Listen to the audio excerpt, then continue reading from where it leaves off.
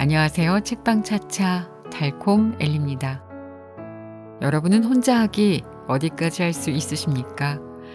혼자 시간 보내는 걸 왠지 외롭다거나 친구가 없어서 불행하게 생각하는 사람도 있던데 가끔은 혼자라서 행복할 때도 있습니다. 예를 들어서 밥을 먹을 때 여럿이서 메뉴를 정하려면 누구는 뭐가 싫고 누구는 뭐를 못 먹고 그래서 정하기가 힘들죠. 때에 따라서 나는 별로지만 양보를 해야 할 때도 있고 내 의견을 눈치가 보여서 말하지 못할 때도 있습니다. 그런데 나 혼자 먹게 되면 그런 게 어디 있습니까? 먹고 싶은 대로 양껏 내 마음대로 먹을 수 있잖아요. 저는 나 혼자 밥 먹을 수 있고요. 영화도 사실 혼자 보는 게 편합니다. 팝콘 혼자서 다 먹을 수 있잖아요. 카페에 혼자 가는 것도 종종 합니다. 얼마 전에도 날이 더워서 집에 있느니 카페에 노트북 들고 가서 책도 읽고 읽은 책 정리도 하니까 천국이 따로 없더라고요. 혼자 하기 중에서 아직 못 해본 것도 몇 가지 있는데 그중에 꼭 해보고 싶은 건 혼자 여행하기입니다. 왜 이 나이 먹도록 아직도 이걸 못 해봤는지 잘 모르겠습니다. 가까운 국내든 멀리 해외든 이제는 여행이 가능해졌으니까요. 머지않아서 한번 혼자 여행 계획을 세워보려고 합니다. 지금은 너무 더워서 그렇고요.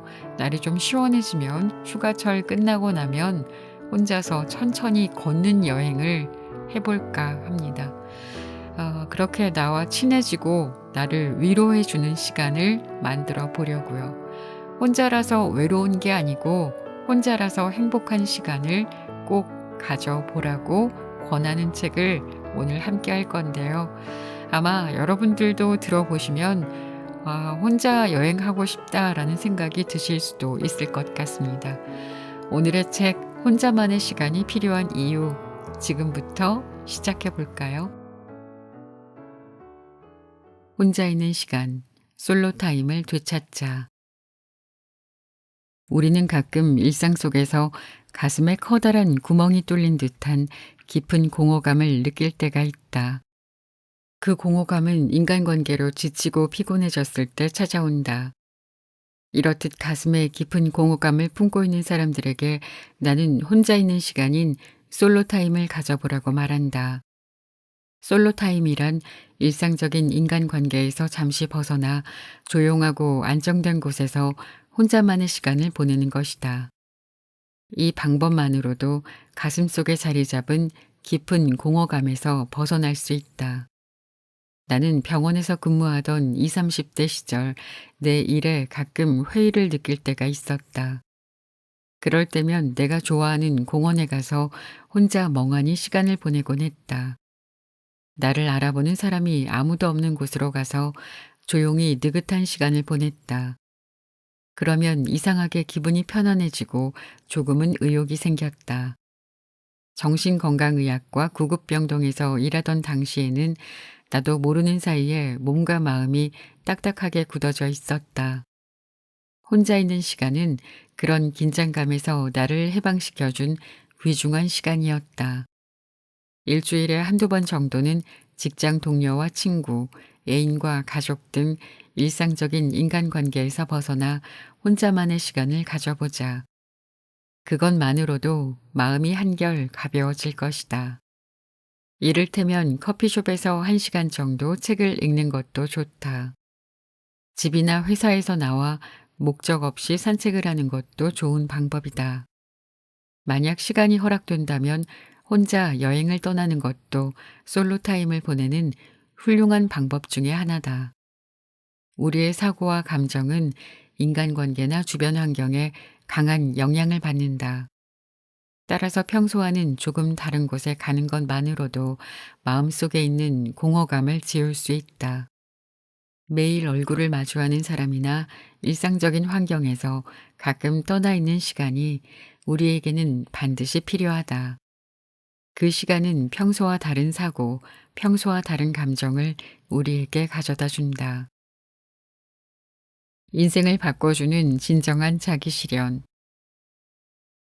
우리나라 사람들은 이력서의 빈 공간을 싫어한다. 또한 일에서도 인간관계에서도 오로지 쉼없이 한 길만을 걸어가려고 생각한다. 그러나 이것만큼 자신의 숨통을 조이는 생각도 없다. 초등학생 때부터 프로야구 선수를 꿈꾸며 오로지 야구만을 해온 사람에게는 야구 이외의 다른 특기가 없다. 이런 사람이 부상으로 더 이상 야구를 할 수 없게 된다면 아마 눈앞이 캄캄해질 것이다. 이와 마찬가지로 전교 1등을 꿈꾸며 오로지 공부만을 해온 사람에게는 그 꿈이 이루어지면 더 이상 목표가 없어지게 된다. 이렇듯 우리는 항상 집단 안에서 자기 실현을 꿈꿔왔다. 그러나 집단 안에서 아무리 성공해도 그것은 진짜 내 인생이 되지 못한다. 사회적으로는 꽤 성공한 사람이라도 자기 인생에 만족하지 못하는 경우는 의외로 많이 있다. 집단 안에서 꿈꾸는 자기 실현은 공허감만 남길 뿐이다. 나는 정신건강학과 의사로서 많은 사람들을 만나오면서 이 사실을 깊이 깨달았다. 그러면 어떻게 해야 좋을까? 공허감을 채워주는 열쇠는 집단 밖에 있다고 생각한다. 우리의 인생에는 커다란 가능성이 숨어 있다. 하지만 그 가능성은 집단 안이 아니라 집단 밖에 있다. 아무리 사회적으로 성공해도 아무리 믿을 만한 친구가 많이 있어도 우리가 그것으로 얻을 수 있는 것은 집단 안에서의 내 위치에 불과하다.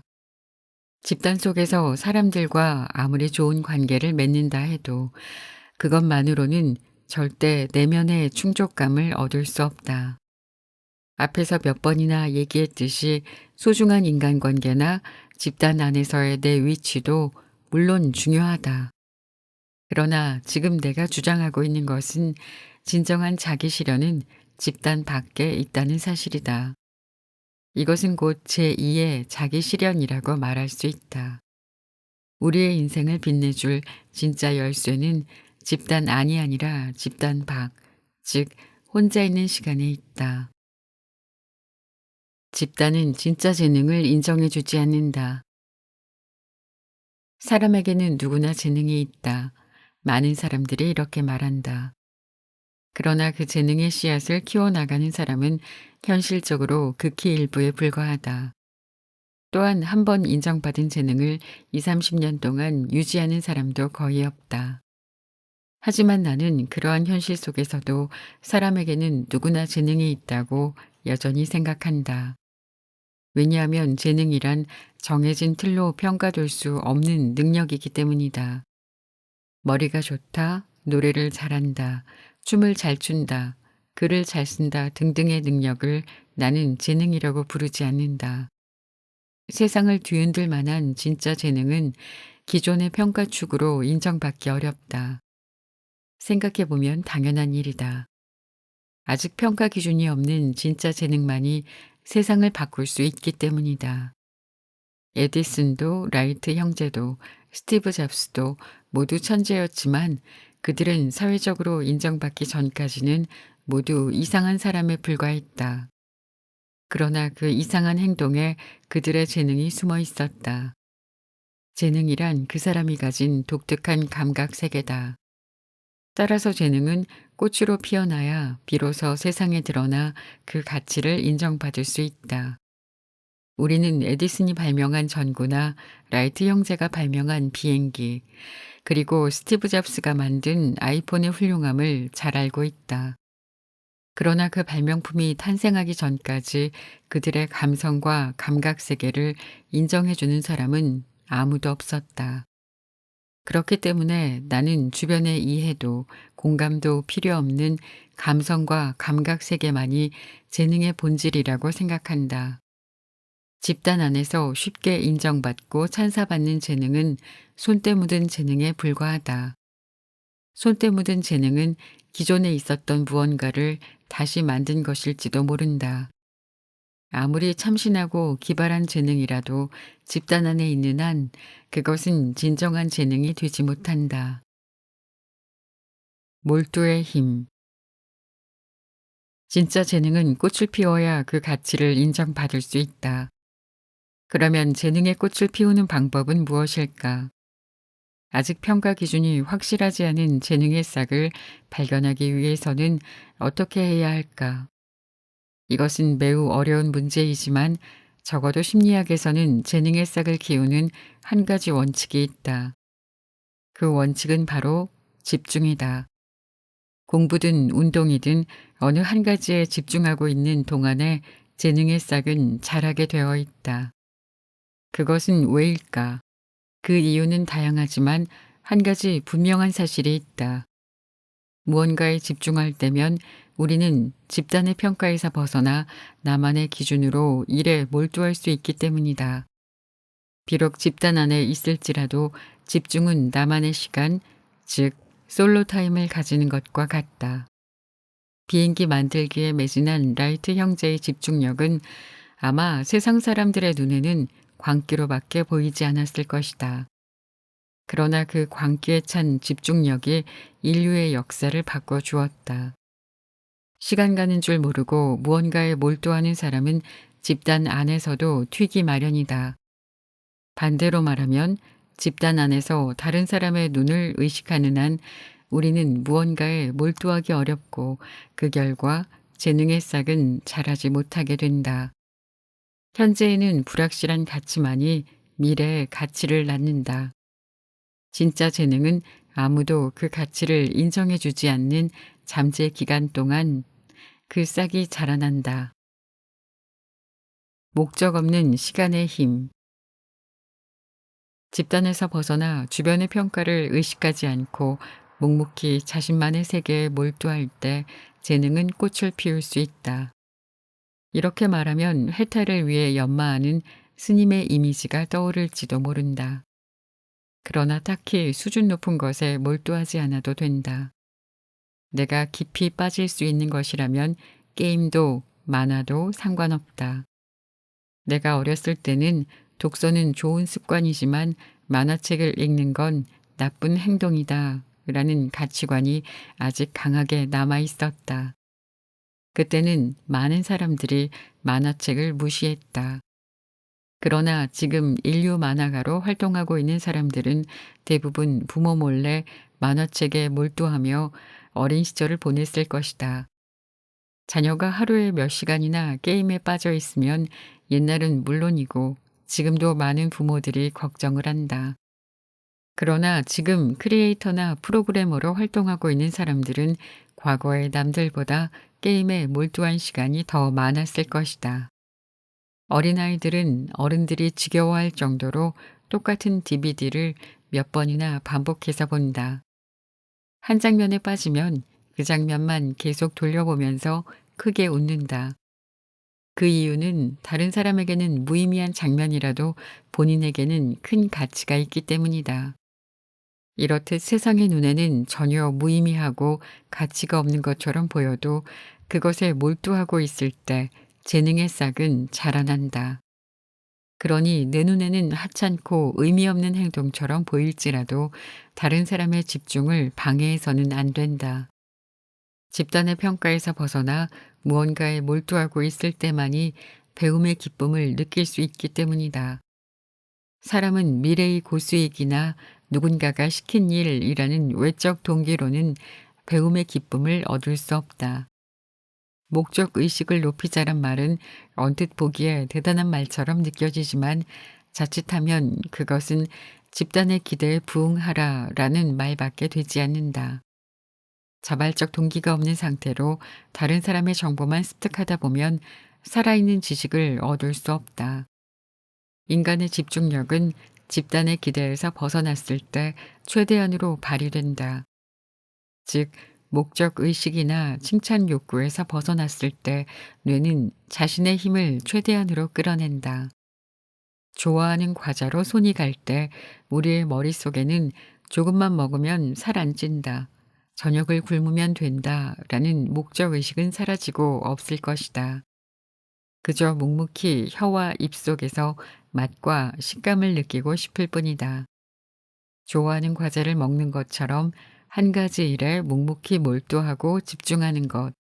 이 행동은 솔로타임 그 자체다. 이러한 솔로타임은 우리의 감각적 재능을 키워준다. 청소를 할까? 여행을 떠날까?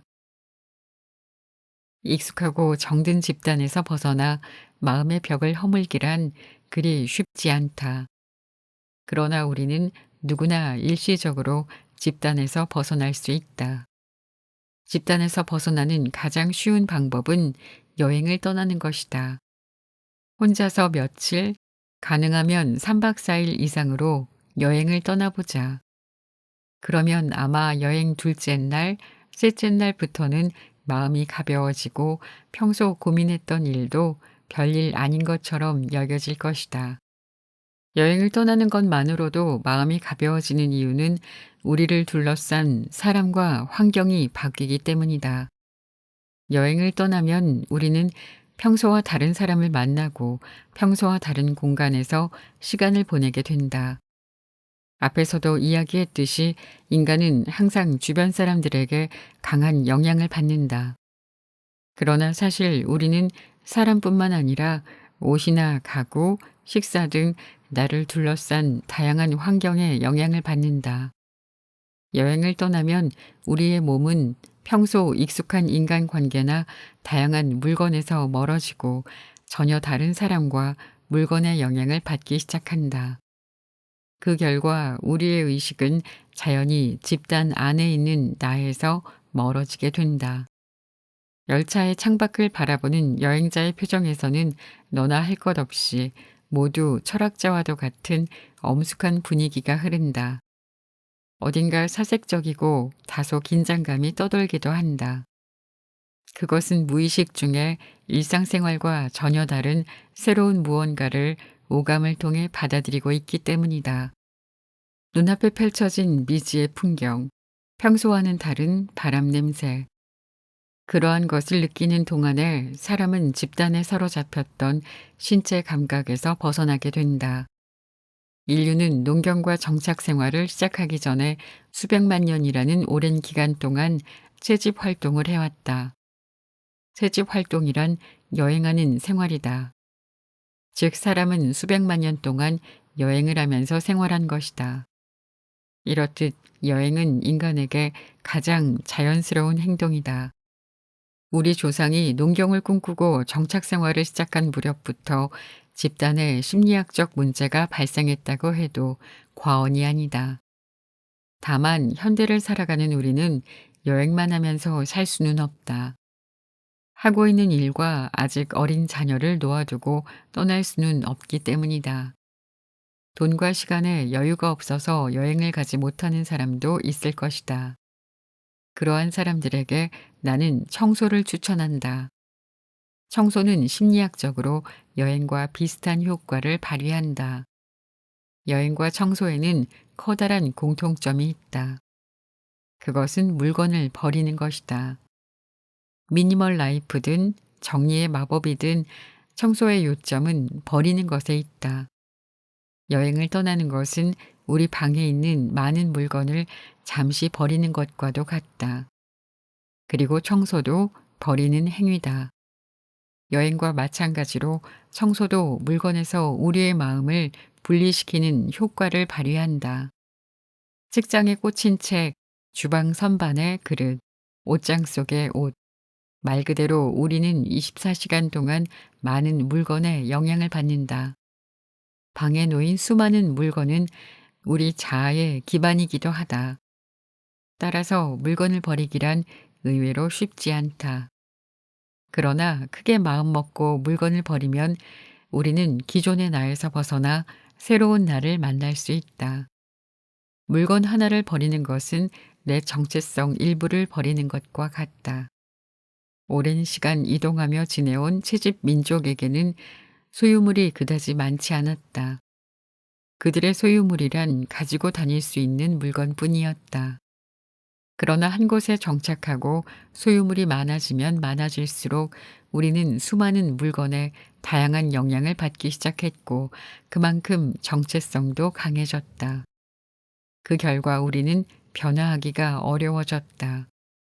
소유물이 적은 야생동물이 인간처럼 우울한 마음을 가지지 않는 것처럼 사람도 가지고 있는 물건이 줄어들면 보다 가벼운 마음을 유지할 수 있다. 고전과 판타지가 마음에 이로운 이유. 어렸을 적 앨범을 보면 누구든 마음이 따뜻해질 것이다. 그것은 내 몸이 현재와 다른 시간에 반응했기 때문이다. 10살 때의 내 사진을 보면 당시의 공기, 소리, 냄새, 생각 등이 무의식 중에 떠오른다.